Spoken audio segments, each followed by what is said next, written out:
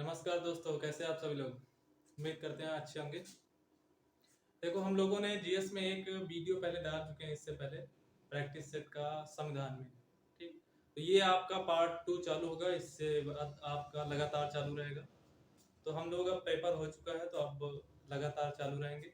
ठीक, तो संविधान में पार्ट 1 एक वीडियो आपको बना के दिया था, उसमें कुछ क्वेश्चन कराए थे। तो ये इसका पार्ट 2 होगा, जिसमें संविधान में नागरिकता से लेके आपका ये राज्य के नीति निदेशक तत्व, ठीक, डीपीएसपी, मतलब है कि अनुच्छेद एक से लेके आपका कहाँ से सकता है, ये आपका 51 तक है। ठीक, आर्टिकल 1 से लेके 51 तक के सारे क्वेश्चन हम करेंगे। ठीक, जिसमें आपका कौन कौन सा होगा, नागरिकता होगा, मौलिक अधिकार होगा, ठीक, और इसके बाद राज्य के निर्देशक तत्व होंगे। 3-4 पार्ट इसमें हम कवर करेंगे। तो इसमें देखो, इसमें मेन क्वेश्चन करेंगे और उससे रिलेटेड भी क्वेश्चन करेंगे जो पेपर में आए भी हैं। ठीक, तो इसमें आप पहला क्वेश्चन देखेंगे यहाँ पे, और सभी को कमेंट में आंसर देना है। यहाँ पे आपको क्वेश्चन दिखेगा। ठीक, और हर क्वेश्चन का कमेंट करके बताना है आंसर। पहला क्वेश्चन पढ़ेंगे, आप यहाँ पे दिख रहा होगा। पहला क्वेश्चन है, भारत का संविधान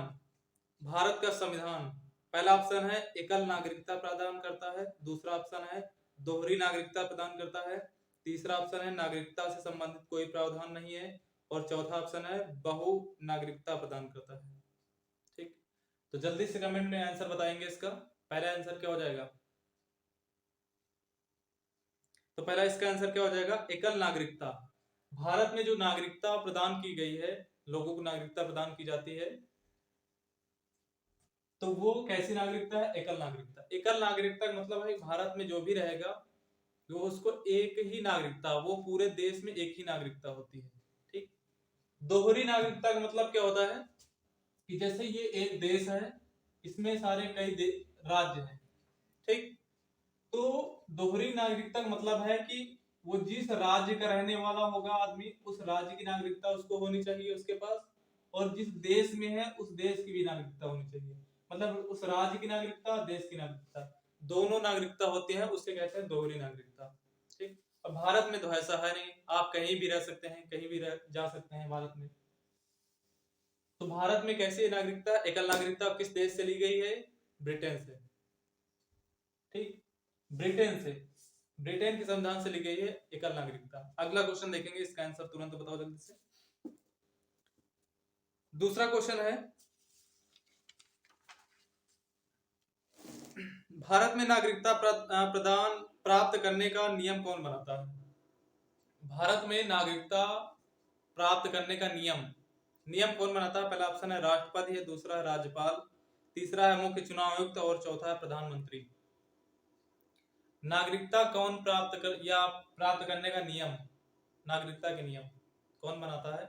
तो इसमें पहला आंसर हो जाएगा आपका राष्ट्रपति। नागरिकता के नियम कौन बनाता है? राष्ट्रपति। ठीक, आप नागरिकता नागरिकता को भाग भाग किसमें पढ़ते हैं? भाग 2 में पढ़ते हैं, और अनुच्छेद कितना? 5 से लेके 11 तक। नागरिकता को पढ़ते हैं भाग 2 में, अनुच्छेद 5 से लेके कहां तक? 11 तक। ठीक, ये नागरिकता है। और नागरिकता किस देश से ली गई है? नागरिकता किस देश से ली गई है? ब्रिटेन के संविधान से। ठीक, अगला देखो, अगला क्वेश्चन है, निम्नलिखित में से किस अधिकार को डॉक्टर बी आर अम्बेडकर ने संविधान का हृदय और आत्मा कहा गया है? हृदय और आत्मा, किस अधिकार को? तो आपने अधिकार पढ़े, मौलिक अधिकार। ठीक, मौलिक अधिकार आप पढ़ते हैं। मौलिक अधिकार अनुच्छेद 12 से लेके कहां तक है? 35 तक। अनुच्छेद 12 से लेके 35 तक के आर्टिकल को क्या कहते हैं? मौलिक अधिकार। अब ये मौलिक अधिकार जो है, इसमें एक अनुच्छेद होता है जिसमें कहा गया है संवैधानिक अधिकारों का अधिकार, या फिर कह देंगे कि निम्नलिखित में से अधिकारों को, किस अधिकार को डॉक्टर बी आर अम्बेडकर ने संविधान का हृदय और आत्मा कहा गया है? तो पहले ऑप्शन इसमें देखो, धार्मिक स्वतंत्रता का अधिकार, दूसरा है संपत्ति का अधिकार, तीसरा है समानता का अधिकार, और चौथा ऑप्शन क्या है? संवैधानिक उपचारों का अधिकार। तो इसमें आंसर क्या हो जाएगा? बी आर अम्बेडकर के अनुसार संवैधानिक या संविधान की आत्मा किसे कहा गया है? सभी लोगों ने इसको पढ़ रखा है ना? बताओ जल्दी से।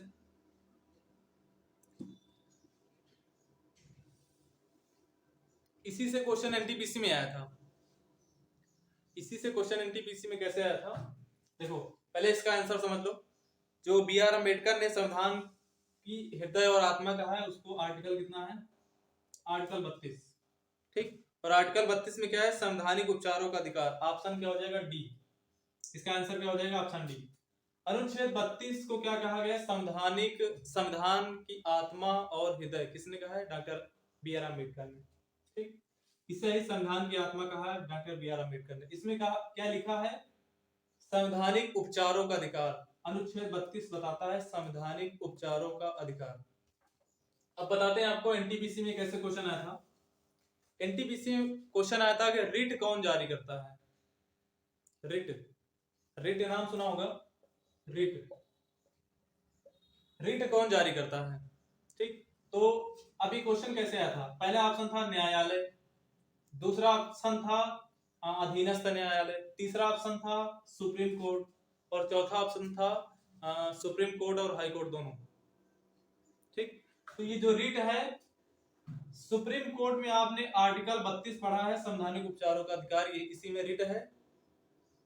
और एक है आर्टिकल 226 हाई सुप्रीम कोर्ट। जो सुप्रीम कोर्ट है, सुप्रीम कोर्ट सर्वोच्च न्यायालय, आर्टिकल 32 से रिट जारी करता है, और हाई कोर्ट आर्टिकल 226 से ठीक रिट जारी करता है। तो मतलब है कि रिट जारी करने का अधिकार दो लोगों के पास है, सुप्रीम कोर्ट और हाई कोर्ट दोनों के पास है।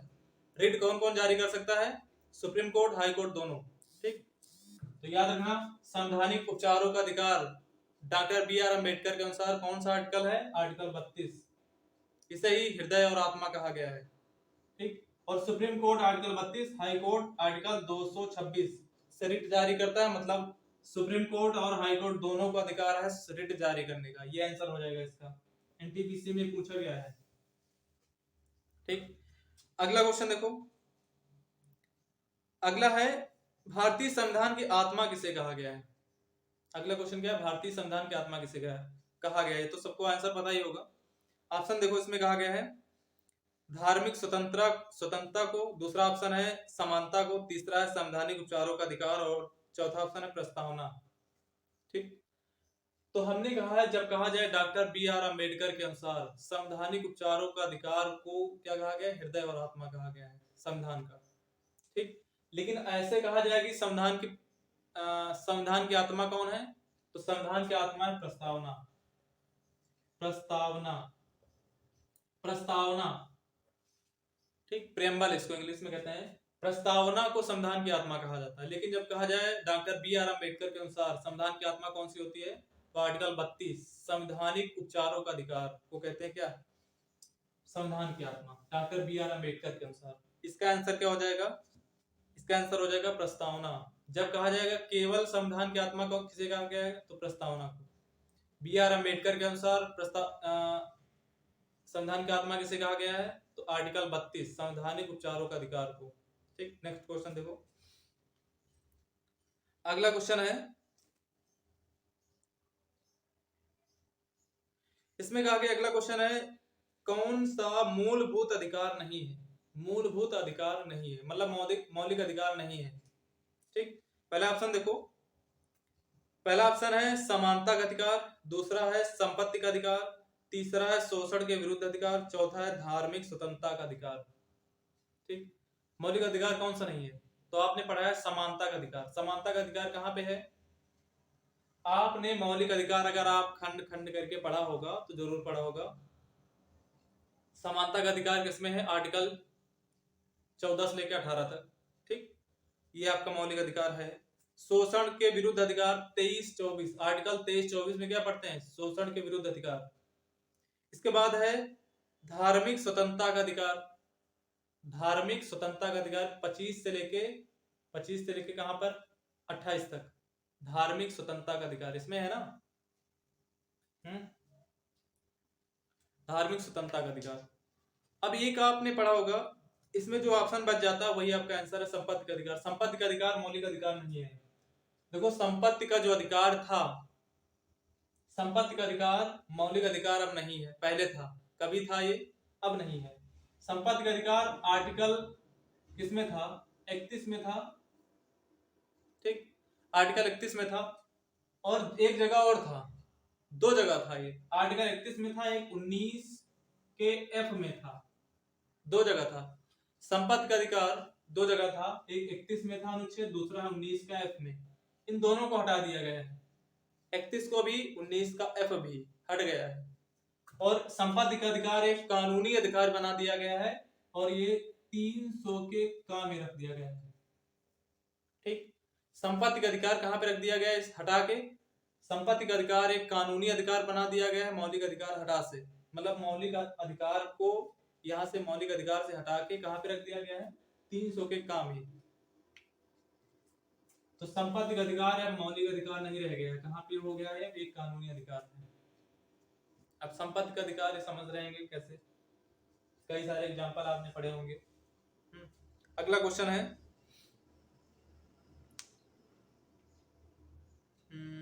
हाँ, अगला क्वेश्चन है, अनुच्छेद 14 में कानून की समानता का अधिकार किस देश से लिया गया है। कानून की समानता, आर्टिकल यहाँ पे ऑप्शन देखो, यूएसए, दूसरा है ब्रिटेन, तीसरा है रूस और चौथा है ऑस्ट्रेलिया। आर्टिकल 14 में हम पढ़ते हैं, आर्टिकल 14 में क्या पढ़ते हैं, कानून की समानता, कानून सबके लिए बराबर है।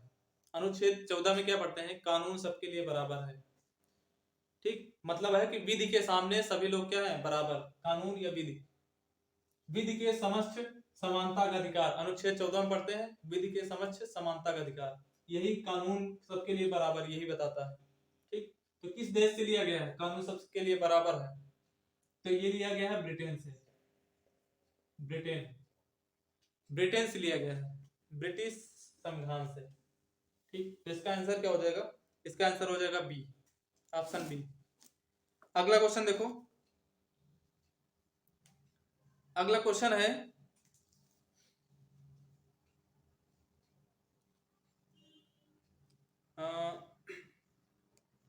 भारत के संविधान के अंतर्गत अब कितने मौलिक अधिकारों की गारंटी दी गई है।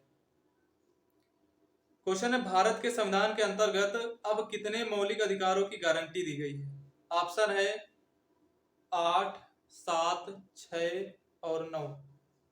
मौलिक अधिकार कितने हैं अब, मौलिक अधिकार पढ़ा है ना, मौलिक अधिकार आर्टिकल 12 से लेके 35 तक, भाग 3, भाग 3 में पढ़ते हैं मौलिक अधिकार, ठीक। यूएसए से लिया गया है इनको, तो मौलिक अधिकार कहां से लिया गया, यूएसए से, आर्टिकल 12 से लेके 35 तक पढ़ते हैं, ठीक।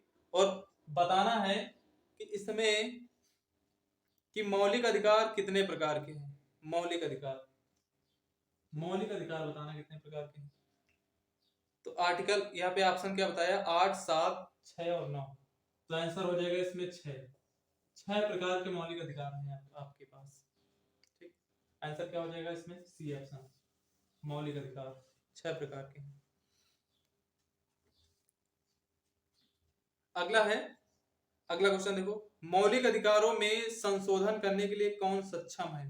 मौलिक अधिकारों में यहाँ पे संशोधन कौन कर सकता है। पहला ऑप्शन देखो, राष्ट्रपति, दूसरा है लोकसभा, तीसरा है सर्वोच्च न्यायालय और चौथा है इसमें संसद। मौलिक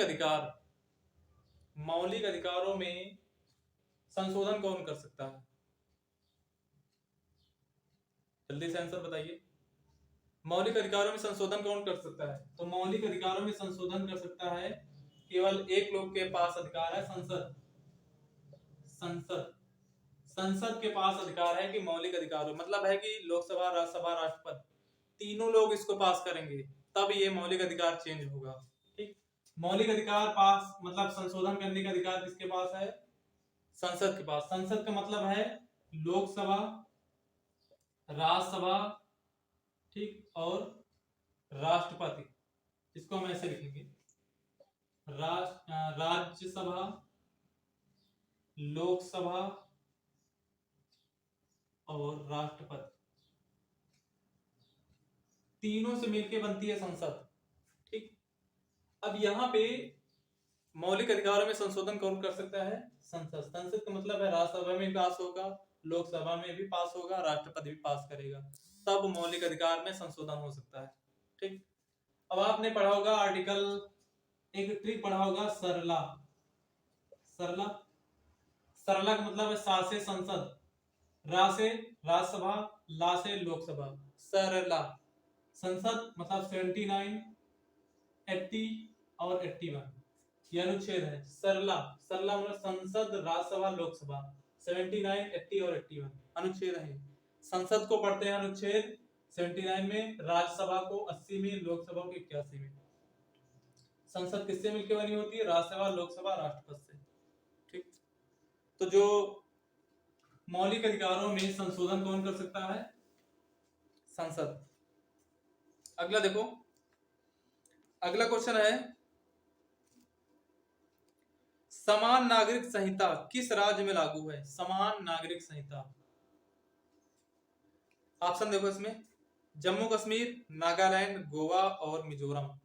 समान नागरिक संहिता, समान नागरिक संहिता किस राज्य में लागू है? जल्दी से बताइए, जल्दी से। समान नागरिक संहिता, तो समान नागरिक संहिता किस राज्य में लागू? एकमात्र राज्य है गोवा। गोवा वाले बीच पे, कहां पे लागू है? गोवा वाले बीच पे, गोवा में लागू है। और कब से लागू है? 2018 से। समान नागरिक संहिता एक जगह लागू है, तो कहां पे? गोवा में। कब से लागू है? 2018 से। समान नागरिक संहिता को आर्टिकल कितने में पढ़ते हैं? आर्टिकल 44 में, अनुच्छेद 44 में पढ़ते हैं समान नागरिक संहिता।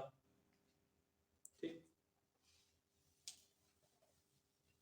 समान नागरिक संहिता कहां पे लागू है? गोवा में, आर्टिकल 44 में पढ़ते हैं। कब से लागू है? 2018 से। अगला क्वेश्चन देखो, अगला क्वेश्चन है, नागरिकों के लिए समान सिविल संहिता किस अनुच्छेद में है? नागरिकों के लिए समान सिविल संहिता आर्टिकल किस अनुच्छेद में है? ठीक, तो ऑप्शन है 44, 46, 45, 48। 44, 46, 45, 48। तो आंसर क्या हो जाएगा इसमें? अभी बता ही दिया है, समान नागरिक संहिता कहां पे लागू है? गोवा में, आर्टिकल 44। कब से लागू है? 2018 से। देखो, तो आंसर क्या हो जाएगा इसमें? 44, ए ऑप्शन। अगला क्वेश्चन है,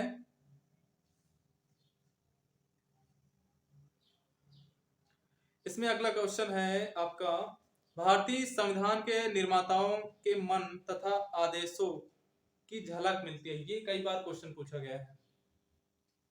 अब इसका आप पूरा संविधान पढ़ लेंगे तभी आपको इसको, फिर भी आप क्वेश्चन को नहीं बता पाएंगे। क्वेश्चन सुनो जरा, भारतीय संविधान निर्माताओं के मन तथा आदेशों की झलक मिलती है। मन तथा आदेशों की झलक, ये कई बार क्वेश्चन पूछा गया है, काफी हाई लेवल क्वेश्चन में पूछा जाता है। ठीक, पुलिस में भी पूछा गया है कई बार। तो इसमें कहा गया है, पहला ऑप्शन प्रस्तावना, दूसरा ऑप्शन है मूल अधिकारों में, तीसरा ऑप्शन है राज्य के निर्देशक तत्वों में और चौथा ऑप्शन है स्वतंत्र न्यायपालिका में। तो जो लोग, जिन लोगों ने संविधान निर्माण किया था, उनकी मन की बात कहां पे लिखी है कि संविधान में ये होना चाहिए, संविधान ऐसा ऐसा होना चाहिए, ये सारी चीजें एक जगह लिखी हैं। और सबसे पहले प्रियम्बल, प्रस्तावना, प्रस्तावना में लिखा है संविधान निर्माताओं के मन और आदेशों की झलक कहां पे मिलती है? प्रस्तावना में। कि प्रस्तावना में लिखा ना कि एक प्रस्तावना है, उसमें सारी बातें लिखी है, अखंडता, स्वतंत्रता, समानता होनी चाहिए। ठीक, अगला क्वेश्चन देखो, अगला, नौकरी में समान अवसर का अधिकार संविधान के किस अनुच्छेद में प्रस्तावित है? नौकरी में समान अवसर का अधिकार संविधान के किस अनुच्छेद में है? ऑप्शन है 17, 19, 15, 16। नौकरियों में समान अवसर का अधिकार किस अनुच्छेद में? तो आपने पढ़ा होगा लोक नियोजन में समानता का अधिकार, ये पढ़ा है अनुच्छेद, अनुच्छेद 16 जरूर पढ़ा होगा। 16 में क्या है? समान लोक नियोजन में समानता का अधिकार, लोक नियोजन में समानता का अधिकार यही बता रहा है कि यही बता रहा है आपका कि नौकरियों में समानता का अधिकार, यही बताता है। लोक नियोजन में क्या है? लोक नियोजन में समानता का अधिकार ही बताता है कि नौकरियों में समानता का अधिकार, ठीक। और एक आर्टिकल 16 का 4, अनुच्छेद 16 का 4 बताता है कि एससी एसटी को नौकरियों में आरक्षण का अधिकार, मौलिक अधिकार है। कैसा अधिकार है? कानूनी अधिकार नहीं, मौलिक अधिकार है। आर्टिकल 16 में 16 के 4 में लिखा है एससी एसटी को नौकरियों में या लोक नियोजन में आरक्षण का अधिकार। और इस 16 में क्या है? लोक नियोजन में मतलब नौकरियों में अवसर की समानता, ठीक। तो इसका आंसर क्या हो जाएगा? आर्टिकल 16। अगला क्वेश्चन है हमने विश्व के किस राष्ट्र के संविधान से अपने मूल अधिकारों का संकल्प ग्रहण किया? मूल अधिकार किस देश से लिए गए हैं ये बताना है। ऑप्शन है यूके, कनाडा, रूस और यूएसए। तो हमारे संविधान में लगभग 60 देशों से कुछ ना कुछ लिया गया है, ठीक। 60 देशों से कुछ ना कुछ लिया गया है, इसलिए भारतीय संविधान को उधार का थैला कहते हैं।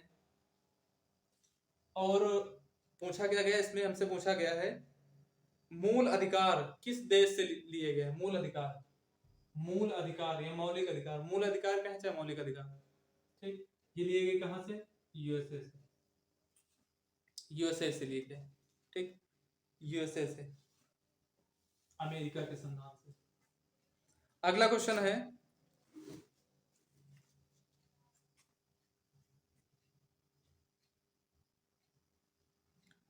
यहाँ पे, अगला क्वेश्चन है आपकी अस्पृश्यता का अंत संविधान के किस अनुच्छेद द्वारा किया गया? अस्पृश्यता का अंत। क्वेश्चन है अस्पृश्यता का अंत।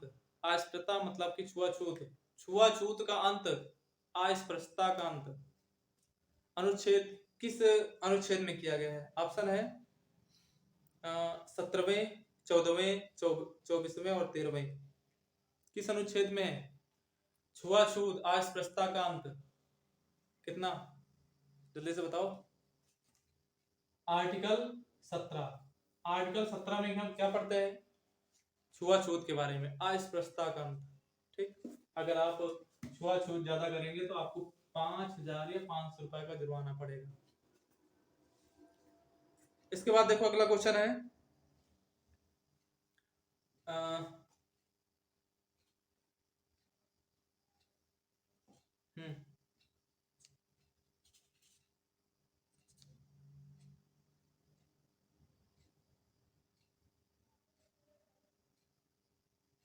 हाँ, काफी अच्छा क्वेश्चन है ये।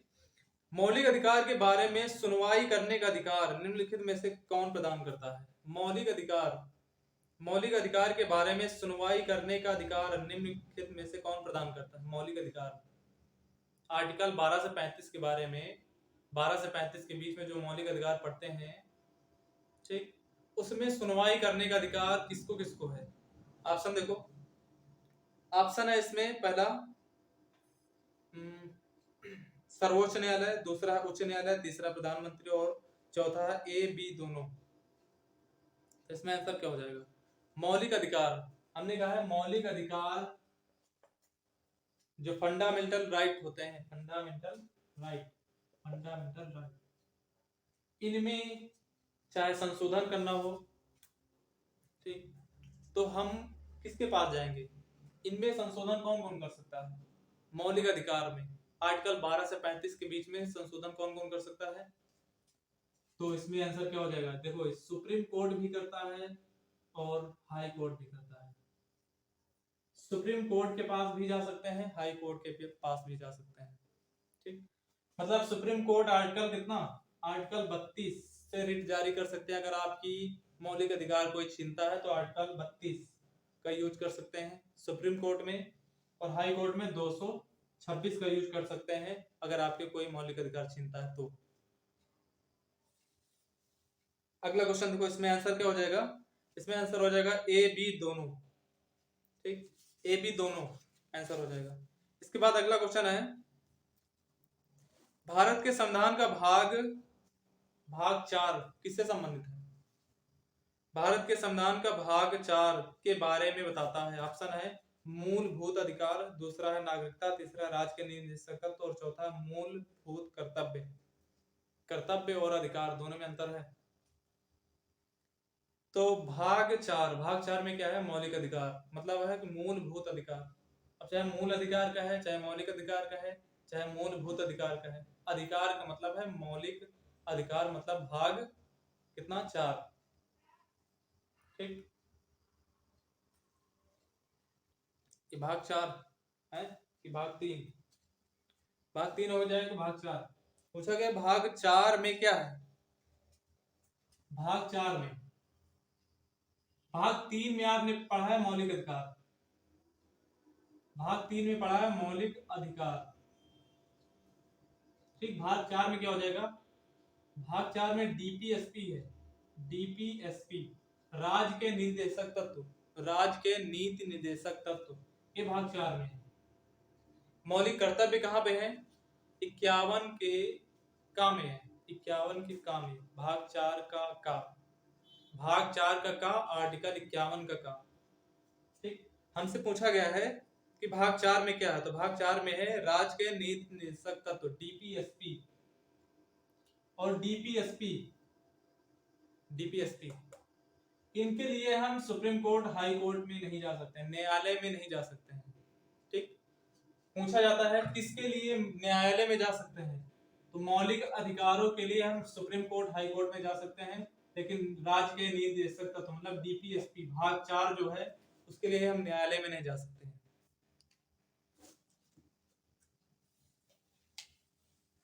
अगला क्वेश्चन देखो,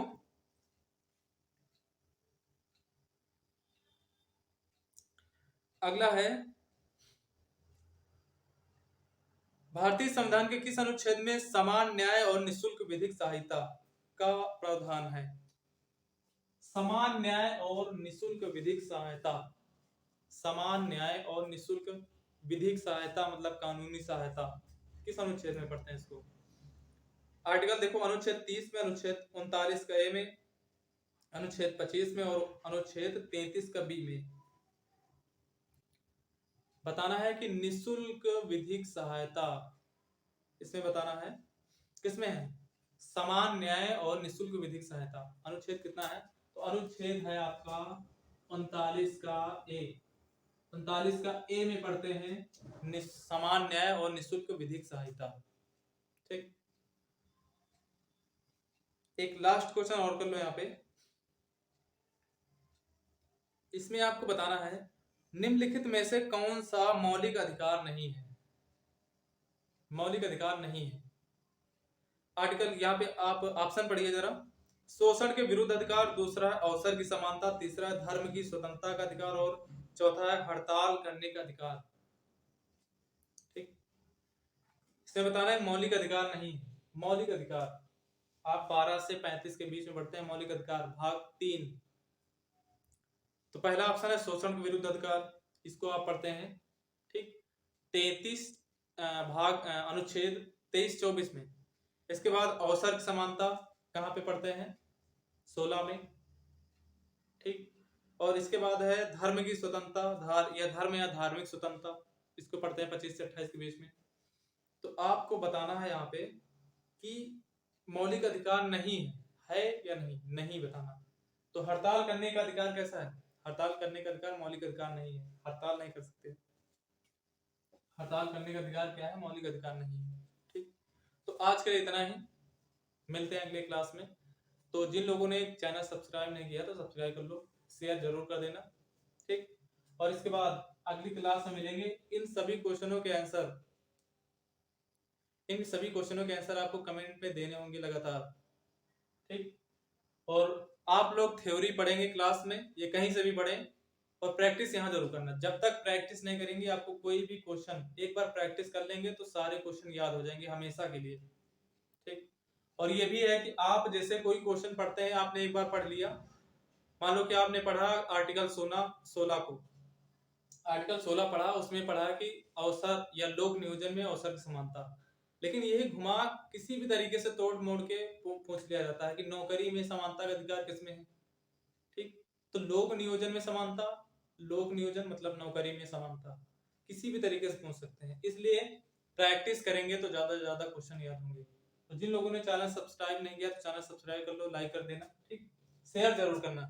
आप लोगों को 1000 सब्सक्राइबर यहाँ पे हमारे बढ़ाने हैं, सबको 1000 करना, सबको मिलके, ठीक। तो ज्यादा से ज्यादा शेयर करना है सभी लोगों को, स्टेटस में लगाइए, कहीं भी शेयर करिए, ग्रुप में शेयर करिए। और ये क्लास डेली रहेगी, आपको संविधान पूरा करा देंगे, फिर भूगोल करा देंगे, फिर हिस्ट्री भी करा देंगे, फिर साइंस भी करा देंगे, सब कुछ करा देंगे। और हो सकता है कि अभी आज कुछ दिन चलेगा केवल जीएस का, फिर रीजनिंग मैथ का भी एक क्लास मिक्स रहेगा। जीएस प्रैक्टिस सेट एक रहेगा, दूसरी क्लास में क्या रहेगा, रीजनिंग और मैथ दोनों का मिक्स, ठीक। तो आप मिलते हैं नेक्स्ट क्लास में, ठीक। धन्यवाद सभी।